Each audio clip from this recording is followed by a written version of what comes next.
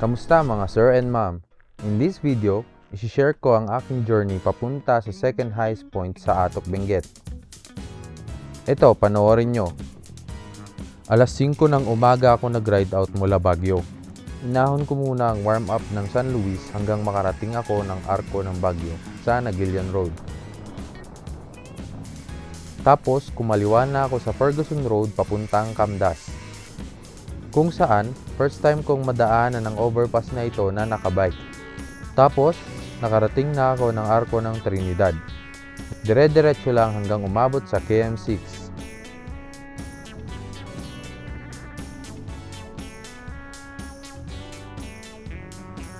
Nasaktuhan ko pa dito, ngayong araw pala yung float parade sa La Trinidad.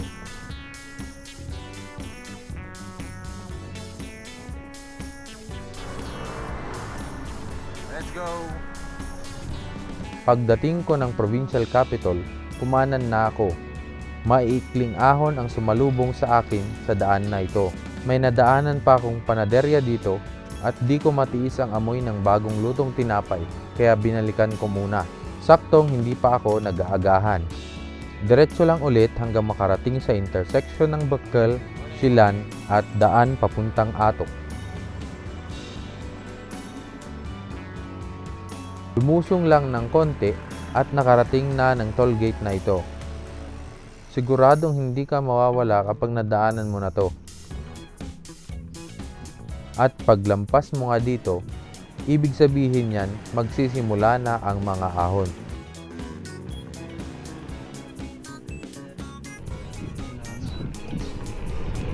Eto na, simula na ng ahon. Alright, let's go!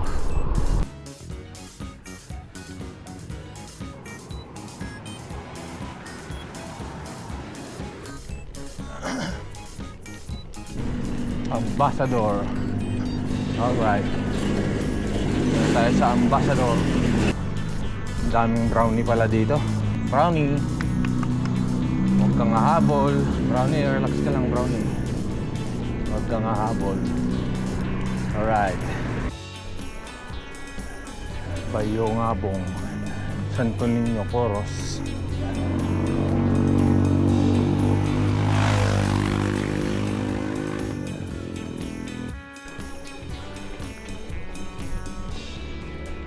Grabe yung fog. Lamig. Lamig pala ngayon. Ilan ba to? 16 degrees sa cyclometer, pero ang lamig. Ay nako, ang lamig.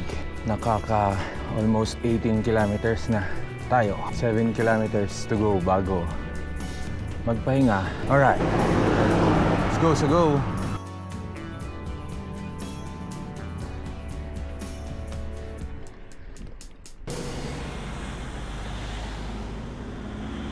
Kung first time mong pupunta dito, maninibago ka talaga sa amoy ng chicken dung. Pero normal na dito ito kasi ginagamit nila ito pang pataba sa lupa para sa mga pananim dito. Grabe ang pag. Grabe ang pag naman dito, pare. Whew. Morning, good morning. Time check, it's 6:40. Grabe, ganda. Good morning. Ang ganda, solid. Ambassador.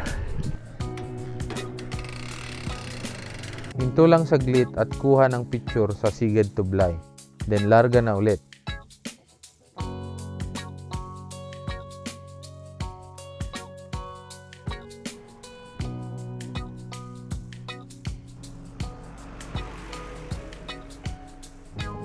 Grabe, unlimited talaga sa view ang daan na ito. Ang gaganda.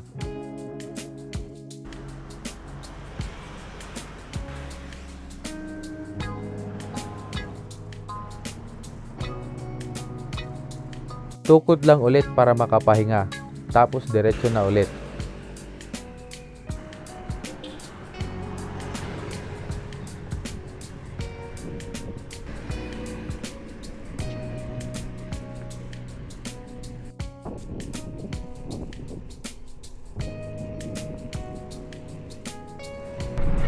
Ito na yung sa may Polix Farm, Beacon Hill, Eco Park. Ganda rin yung kapihan dyan. Pero lampasan ko na. Doon na ako magkakape. Kung saan man abutan. Alright, let's go.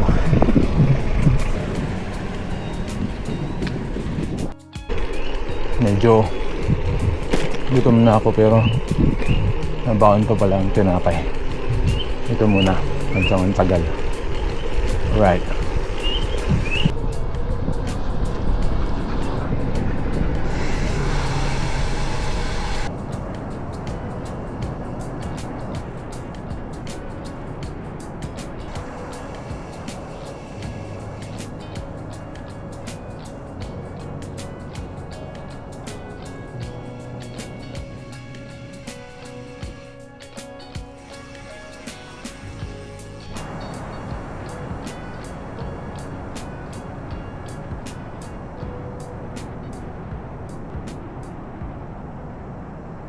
At dito nga, nakahanap din ako ng makainan. Dito na ako huminto sa Ace 23, lunch ang pangalan, pero breakfast ko pa lang to. Sarap din ng sabaw dito at yung chicken, sarap ng pagkaprito.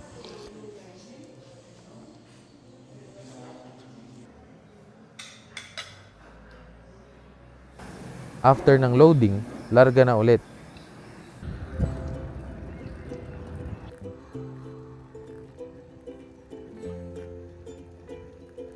Relax lang muna para magpababa ng kinain.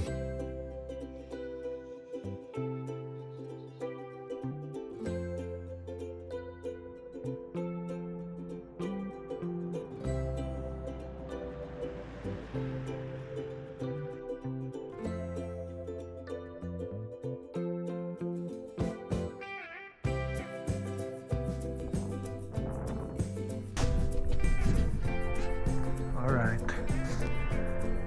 let's go. Ito pala yung view na nakikita ko habang nagbabike.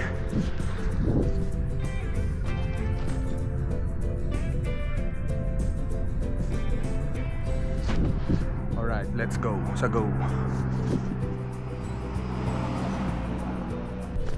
Ang bibilis ng mga sasakyan. Bibilis ng mga sasakyan dito. Tapos kurbada. Pero ang ganda. Ang ganda experience.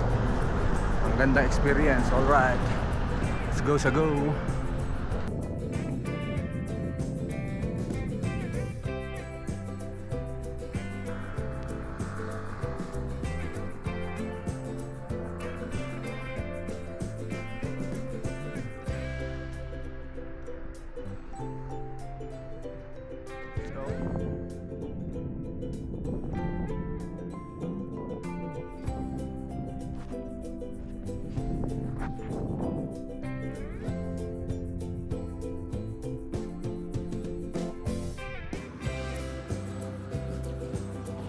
Grabe, 8:30 pa lang.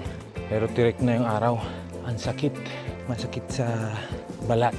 O, malapit na. Malapit na ako. Nakaka 32, almost 33 kilometers ng padyak. So, tansya ko nasa 18 kilometers pa. Baka, alright. Let's go. Whew, sarap. Kagabi pa lang, nag-prepare na ako ng gamit. Naayos ko na yung bike. Lagyan ko na ng lube. Tapos nag-charge na rin ako ng camera, cellphone. Ayun. Ang kulang ko pala talaga, kinumpleto ko na lahat. Ang pinakakulang ko pala talaga, tulog. Tulog pala ang problema. Bale, sa mga next rides, alam ko na. Kailangan pala kumpleto yung tulog mo para laging may karga ang sipa. Alright. So far, na-experience ko pa lang naman dito sa ride na to. Pag nakita na ng mga drivers na may bike, kusa silang nagbibigay ng space. Alam siguro nila rin na bukod sa ahunan to, talagang napagod yung pagbabike dito sa lugar na to. And isa pa, wala pa akong nakakasabay na biker. Meron isa kanina, nung nagpicture ako sa may signage ng Sigad to Blay. Yun, may isa pa lang doon na dumaan. Tapos tinatry ko ngabunin, wala naman na. Bata pa kasi kaya siguro kaya niyang birahin yung yung mga ahon dito. Maganda rin yun na habang bata pa, nagsa-start na rin mag-bike. Kasi Tulad ko, nag-start ako mag-bike pa konti-konti. 26 na, 26 years old na. Medyo late na. Mabuti na lang, medyo natutuloy-tuloy ko. Tutuloy-tuloy ko siya. Kaya ngayon, kahit 30 plus na, kayang-kaya pa rin. Kita nyo yun? Kita nyo yung pinan na yun? Normal na lang yun. Kasi kurbada. Tsaka masikip din ang daan. Okay lang yan. Yan talagang buhay. Dito na ako ngayon sa Top Dock Communal. Kung tama yung pagkakabasa ko. Grabe namang gradient to.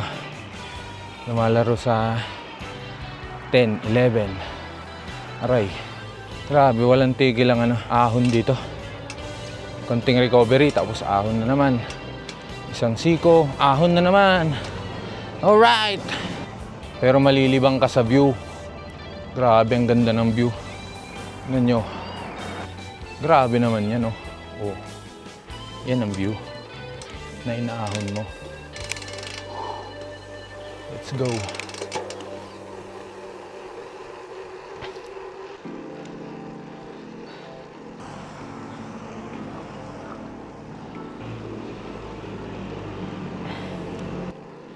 Dito na ako sa Barangay Abiang siguro yan. Grabe naman yan, sobrang lamig. Ang lamig. Bakit? Puro lupa. Soft gravel. Soft soil. Sulit. Sulit to. Yun. Ito na yata yung pinaka-stiff na madadaanan kong road. Keep right pa ang gusto. Keep right pa daw. Yun o. Grabe. Tignan natin yung gradient niya mamaya. Grabe to. Cambio na tayo.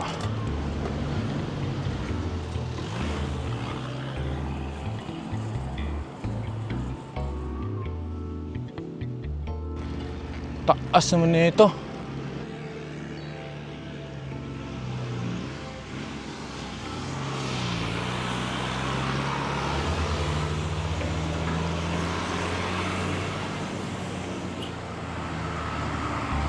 Grabe ano. Solid.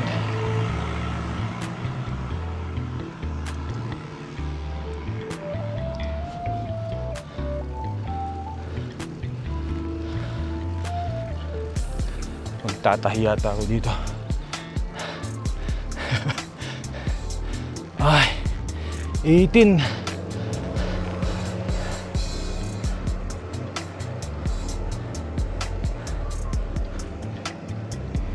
Woo!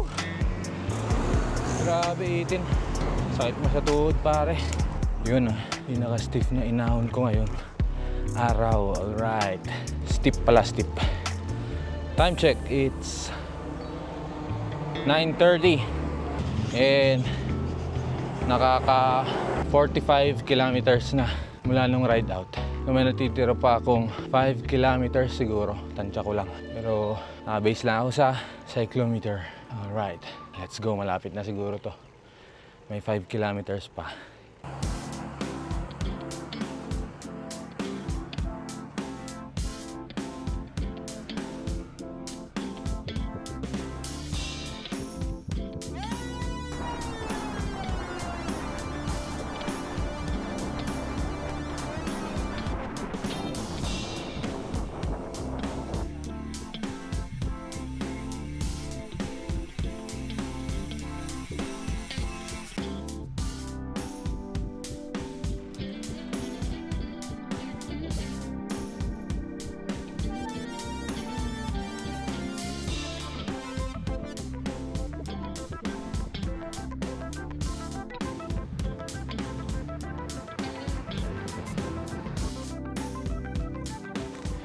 After half tunnel, titira pa sigurong 3 kilometro ito or 4 pa. I'm not sure. Wow, English. Pero malapit na. And tatapusin natin ang ride na to. Right.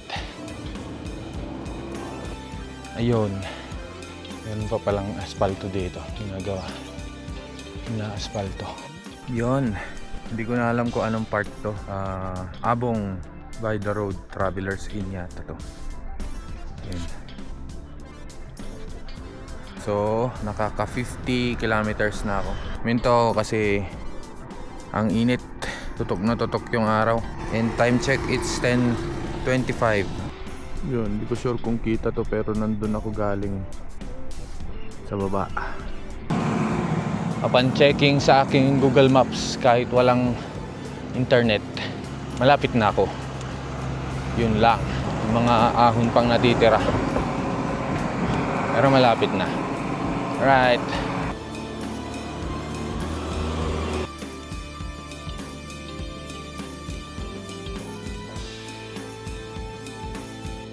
Paway, Atok. Paway, Atok. Right.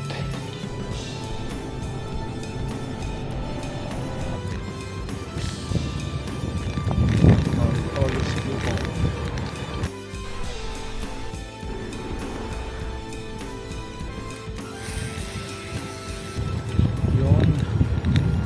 Nakarating din ako sa wakas. Sa wakas nakarating din tayo.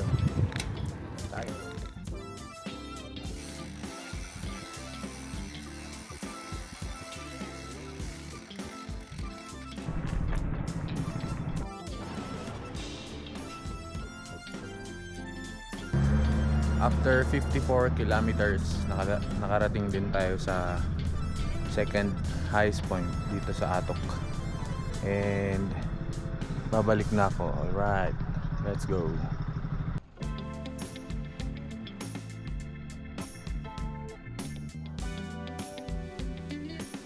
Nakarating na tayo sa sa second highest point dito sa Atok. Atok Benguet. And time check, it's 11:19. Babalik na akong Baguio. Alright. Sa mga mabot dito sa video na to, sana na-inspire ka. Sana na-inspire kayo na mag-try ng bagong challenge sa buhay. Kasi ako nung una, sabi ko parang hindi kaya.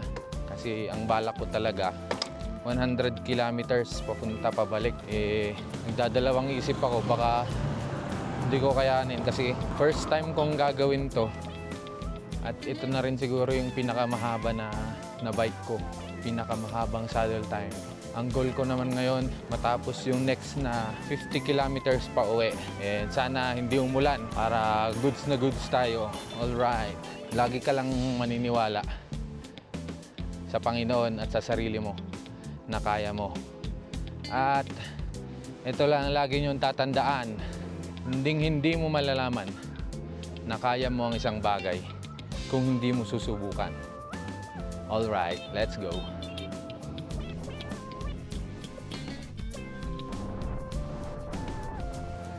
Ahon lang ng kunti. Tapos, lusong na naman.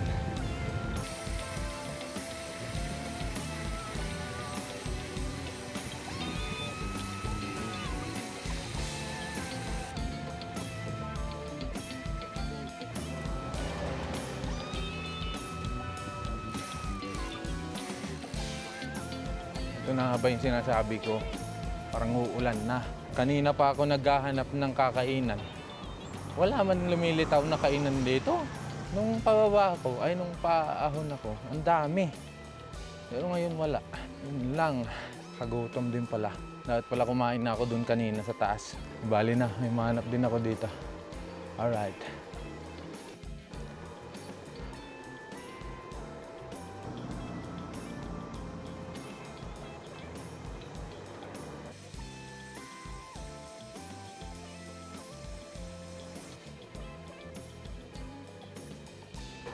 Barangay Tokdak ulit. Grabe ba? Ang lamig. Whew! Ang lamig tapos gutom ka pa. Aray ko. At yun, nakahanap din ako ng makakainan. Dito na ako huminto sa may roadside restaurant.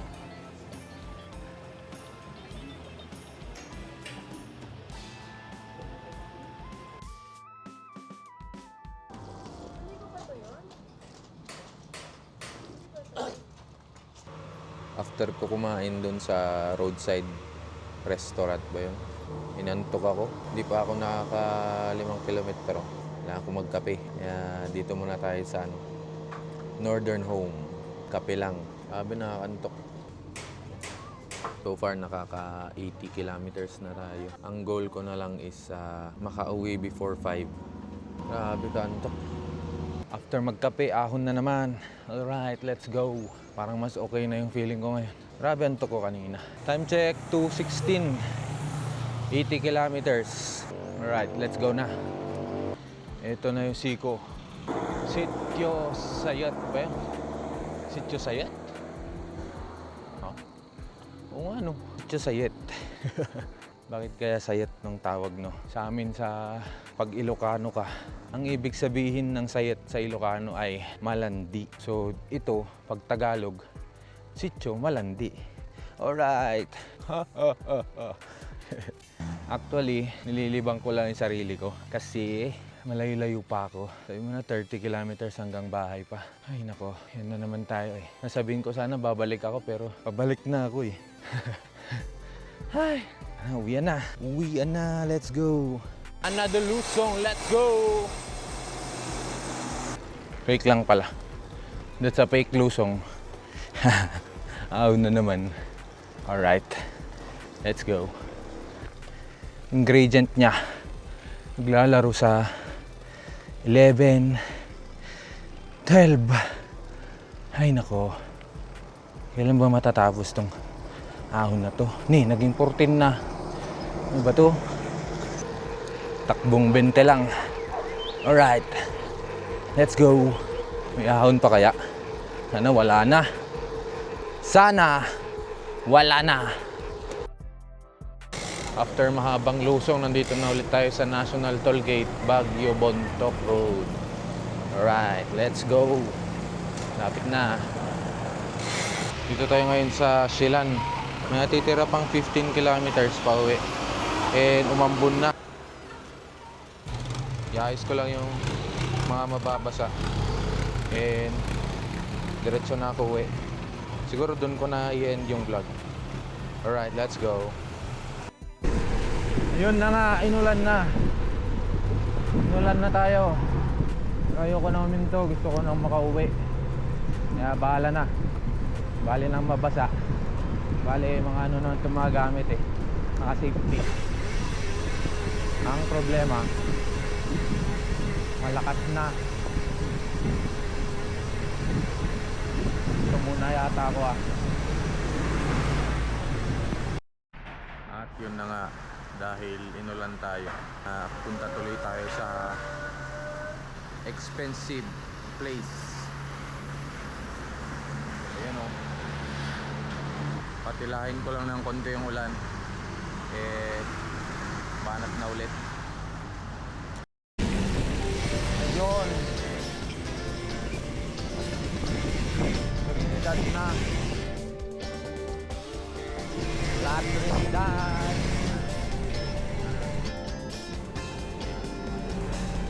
Trinidad na. Let's go. Dito sa Trinidad, maulan pa lang yata. Tapos na, natapos ng ulan. Alright, arko na ng Trinidad. So yun na nga, hindi pala umulan sa Baguio, kaya basang sisiw ako ngayon. Anyway, dito ko natatapusin ang ating vlog ngayong araw na to. 4:30, nabutan natin yung 5 PM na goal. And then 108.3 kilometers ang natakbo natin ngayong araw. Yon, maraming salamat sa panonood. So paano? Next video na ulit.